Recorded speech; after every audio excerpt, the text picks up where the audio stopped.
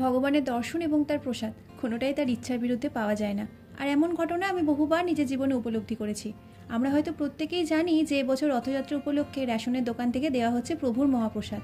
আচ্ছা, প্রভুর মহাপ্রসাদ কি সত্যি এতটা সহজলভ্য? উত্তর ঠিক না ভুল আমি জানি না, তবে বিষয়টা ঘিরে সবার মধ্যে ছিল প্রচণ্ড উত্তেজনা। তবে সকাল সকাল সমস্ত অপেক্ষার অবসান ঘটিয়ে হাতে পেলাম মহাপ্রসাদের এই বাক্সটি।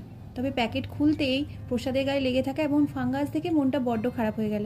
আমি জানি না এমন ঘটনার সাক্ষী শুধুমাত্র আমরা কিনা, তবে তোমাদের সাথে যদি এমন কিছু হয়ে থাকে অবশ্যই তা জানিও আমায়। দিনটা সকাল সকাল মন খারাপ দিয়ে শুরু হলেও মায়ের হাতের এই 1 কাপ গরম গরম আদা চা আর আমাদের এই জমাটি আড্ডা সবটা যেন মনটাকে এক নিমেষে ভালো করে দিল। সেই সকাল থেকে শুরু হয়েছে ঝমঝমিয়ে বৃষ্টি, তাই সন্ধ্যে চায়ের সাথে টায়ের প্রস্তুতিটা এখন থেকেই শুরু করেছি।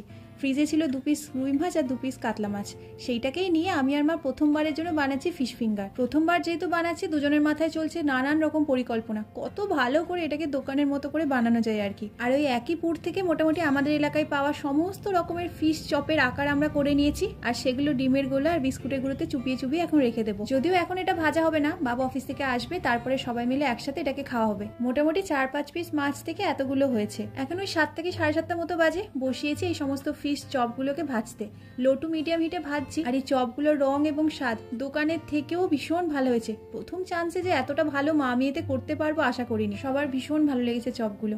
এর একটা ভিডিও খুব শিগগিরই আপলোড করবো চ্যানেলে, আশা করি তোমাদেরও ভালো লাগবে। বাইরে কি সুন্দর গুড়ি গুড়ি বৃষ্টি পড়ছে, ঠিক যেন বরফের মতো। বারান্দায় দাঁড়িয়ে দাঁড়িয়ে দেখছি, আমার বেশ ভালো লাগে এরকম বৃষ্টি দেখতে। তো চলো, ভালোই মন্দই দিনটা কিন্তু বেশ গেল, যা তোমাদের সাথে সবটাই শেয়ার করলাম। তোমাদের অনেক অনেক ধন্যবাদ ভিডিওটা এতক্ষণ পর্যন্ত দেখার জন্য এবং আমাকে শোনার জন্য। তো চলো আজকে আসি, দেখা হচ্ছে আবার কাল। টাটা।